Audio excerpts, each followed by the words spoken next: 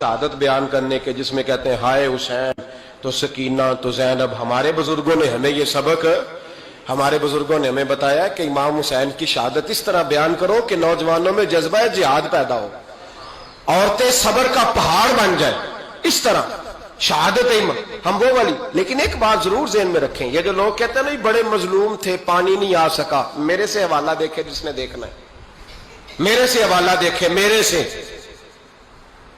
हजरत इमाम हुसैन मैदान करबला में थे तो थोड़ी सी जगह खोद के ना इमाम हुसैन ने तो खंदक खोदी। खंदक खोदना अरब का रिवाज था, मदीने में भी खंदक खोदी गई, उसका नाम ही जंगे खंदक। तो खंदक खोद के ना आग जलाई जाती थी, ये हिफाजत का एक जरिया था ताकि दुश्मन ना आए। तो इमाम हुसैन ने अपने खैमे के सामने खंदक खोद के उसमें आग जलाई ताकि पर्दा रहे, औरतों के पास को दुश्मन ना आए। तो एक शख्स सामने खड़ा होकर कहने लगा, हुसैन तूने दुनिया में ही आग जला ली है। माज अल्लाह सुम्मा माज अल्लाह कहने लगा, आगे तो आग मिलेगी, यहां जला ली है। तो इमाम हुसैन कहने लगे, मैं हुक्म देता हूं आग को कि तुझे अभी पकड़ ले। लोग कहते हैं मजलूम थे, मैं हुक्म देता हूं आग को तुझे अभी पकड़ ले। ये लफ्ज इमाम हुसैन ने कहे। मैं 3 किताबें तो मेरी लाइब्रेरी में अभी हैं जिनमें हवाला है, 3 कुतब से, और आज कल परसों की किताब नहीं, सैकड़ों साल पुरानी। जब कहा ना मैं हुक्म देता हूं तो वो आदमी घोड़े से नीचे गिरा, घोड़े से नीचे गिरा, और घोड़े की रिकाब के अंदर उसका पैर उलझा। घोड़ा डर के इतना दौड़ा कि जाके उस आदमी को आग में फेंक दिया। इमाम हुसैन के सामने जल के मर गया। ये हुसैन इब्ने अली है। ये अभी हुक्म देते तो फरिश्ते अभी आ जाते, ये अभी बात करते तो सारी दुनिया की फौजें अभी इकट्ठी हो जाती, ये अभी हुक्म देते तो अभी आ जाते। और सुनो, अगर जनाब इस्माइल के लिए दुम्बा आ सकता है तो वो तो हजरत इब्राहिम के बेटे थे, और ये तो मुस्तफा की औलाद है, इनके लिए क्या कुछ नहीं हो सकता। लेकिन इमाम हुसैन ने पसंद किया था करबला के जिहाद को, इसको पसंद किया था मौला अली ने, वो अपनी पसंद पे थे। कोई आदमी इस तरह ना बयान करे कि बड़े मजलूम थे तो बड़ी मुश्किल में थे तो बड़ा रोते थे बड़े, और कोई शख्स ऐसी बात। यहां तो तमाशा लग गया है, तमाशा लग गया है। एक वो है जो आजकल कह रहे बस जी वो तो 2 शहजादों की जंग थी, उन्हें भी शर्म नहीं आती, और एक मिंबरों पे चढ़े हुए हैं, चेहरे पे दाढ़ी कोई नहीं, सर पे टोपी कोई नहीं, बाजारी सा अंदाज है, कभी दौड़ के इधर जाते हैं, कभी भागते हैं, कभी कहते हैं ऊंचा बोलना, पैरों पे खड़ा होना। ये लोग बयान करेंगे इमाम हुसैन की बात, ये लोग बयान करेंगे। बीबियों के मसाइब पढ़ रहा हूं, वो और बीबियां होती हैं जो हाय हाय करती हैं, वाह वेला करती हैं। ये मेरे नबी का खानदान है, ये मेरे नबी का खानदान है, नबी का खानदान। मैं हवाला दिखाऊंगा, मुझसे सुनो हवाला। हजरत सैयदा ज़ैनब ने सारे जनाजे देखे, भतीजों को, भांजों को, सबको शहीद होते देखा। औरतें डरती मैयत को हाथ नहीं लगाती, चीखती है बीबियां। लेकिन हजरत जनाब ज़ैनब ने पता क्या देखा था, वो सुनना जरा। इमाम हुसैन की लाश मुबारक करबला में पड़ी थी, और इमाम हुसैन का सर काट के नेज़े पे चढ़ाया गया था, और वो बीबियों के सामने सामने खाली सर चल रहा था, और सैकड़ों मील का सफर करके दमिश्क के बाजारों से गुजरता वो सर गया।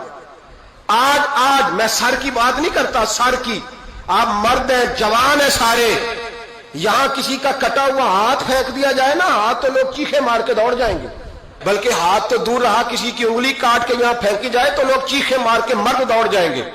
लेकिन कटा हुआ सर देखा, लाशें देखे। यजीद का दरबार आया, बीबी साहबा को ना ऐसे औरतों ने अपने हाले में लिया है। सैयदा ज़ैनब वहां बैठ गई, तो जब बोला ना यजीद दरबार में, कहने लगा कि देखो अल्लाह ने इज्जत वालों को इज्जत दी, माज अल्लाह सुम्मा माज अल्लाह। और मेरे मुखालिफिन का क्या अशर हुआ जब उसने देखे ना, एक आदमी मजबूर है, मकहूर है, इतना लंबा सफर है, गुर्बत है, प्यास है, बीमारी है, क्या अंदाज है जब इस आलम में यजीद के दरबार में उसने गुस्ताखी की इमाम हुसैन की। यहां लोग कहते हैं किसी को कुछ ना कहो, कि क्यों ना कुछ कहें, जो सैयदना इमाम हुसैन के बारे में बात करेगा जुबानें खींचेंगे उसकी, जो सहाबा के बारे में बात करेगा हम करने देते हैं। ये क्या बात हुई, गुस्ताखी करना, बेअदबी करना, ये कौन सा दीन है? ये तो तुम बेदीनी फैला रहे हो। सुनो, जब उसने बेअदबी की तो सैयदा ज़ैनब चुप नहीं रही, बल्कि हजरत ज़ैनब बोली और खड़ी हुई। اور آپ نے تلاوت کی قرآن مجید کی اور آیتیں پڑھی، کہنے لگی وَتُعِزُّ مَن تَشَاءُ وَتُذِلُّ مَن تَشَاءُ بِیَدِکَ الْخَیْرُ، اور آپ فرمانے لگی یزید تو کہتا ہے تیرے مخالفین پسپا ہو گئے، تجھے عزت ملی؟ آپ فرمانے لگے یہ تیرا دربار ہے نا، یہ تیرا سجا ہوا ہے نا، تیرا اس وقت ڈنڈا چلتا ہے نا۔ فرمانے لگی چند سال ٹھہر جا، تیرے اوپر لوگ لعنتیں برسائیں گے، اور فرمایا جب جمعے پڑھے جائیں گے تو لوگ میرے حسین کے نام کے خطبے پڑھیں گے۔ فرمایا آج یہ تیرا دربار ہے نا۔ حضرت نعمان بن بشیر صحابی رسول تھے، وہ کہتے ہیں میرے قریب ایک نابینا صحابی بیٹھا تھا، سنو سنو حوالہ میں دکھاؤں گا۔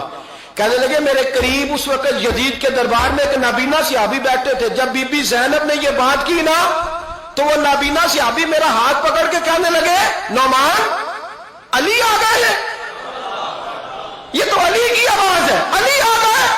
جبریل امی بول رہے ہوں جیسے، حکمت کے گوہر رول رہے ہوں جیسے، دربار دمشق میں وہ زینب کا خطاب منبر پہ علی بول رہے ہوں جیسے۔ کہنے لگے علی آ گئے، علی، یہ تو علی کی آواز ہے۔ جناب نعمان بن بشیر کہنے لگے نہیں، علی جب بولتے تھے تو بڑا رنگ ہوتا تھا، ابھی تو زینب کھل کے بول ہی نہیں رہی، ابھی تو زینب ستائی ہوئی ہے، ابھی تو زینب زخم کھا کے آئی ہے، ابھی تو زینب پیاسی ہے۔ کاش زینب تر و تازہ ہوتی تو زینب خطبہ پڑھتی تو علی کی طرح گرجدار آواز نکلتی۔ یزید کے محل کانپتے، جبریل امی بول رہے ہوں جیسے، حکمت کے گوہر رول رہے ہوں جیسے، دربار دمشق میں بی بی زینب کا خطاب منبر پہ علی بول رہے ہوں جیسے۔ وہ مسکینوں کی طرح منتیں نہیں کر رہے تھے، ہائے پانی ان کا مزاج ہی نہیں تھا، بلکہ وہ دلیر لوگ تھے، دلیر، اور بر موقع بر محل بولتے تھے۔ یزید آیا دربار میں، جب یہ سارا قافلہ وہاں پہنچا تو یزید دربار میں آیا، اور جب وہ دربار میں آیا تو بادشاہوں کا طریقہ ہے، گاڑیاں، اب ہمارے بادشاہوں نے روٹر والی گاڑیاں رکھی ہوئی ہیں، وہ یوں یوں چلتی ہیں، شور ہوتا ہے پیچھے۔ اس زمانے میں کہا جاتا تھا با دبا ملاحظہ ہوشیار، پیچھے ہٹ جاؤ پیچھے ہٹ جاؤ، نعرے لگنے لگے۔ تو یزید کا ایک ناخلف بیٹا امام زین العابدین سے کہنے لگا تیرا باپ کہاں ہے؟ دیکھ یہ میرے باپ دادا کے نعرے، دیکھ میرے باپ کے نعرے، تیرے کدھر ہے؟ ابھی یہ بات شروع اس نے کی تھی کہ دمشق کی جامع مسجد میں زور کی اذان ہو گئی، اور جب مؤذن نے کہا نا اشہد ان محمد رسول اللہ، تو امام زین العابدین اس کا ہاتھ پکڑ کے کہنے لگے یہ میرے نانا کے نعرے لگ رہے ہیں، اگر تیرا ہے تو بتا، یہ میرے نانا کے نعرے ہیں۔ اور فرمایا تیرے باپ کے 2-2.5 سال لگیں گے، میرے نانے کے قیامت کے بعد بھی لگیں گے، میرے نانے کے نعرے قیامت کے یہ لگتے رہیں گے، لگ رہے ہیں اور لگتے تھے اور لگتے رہیں گے۔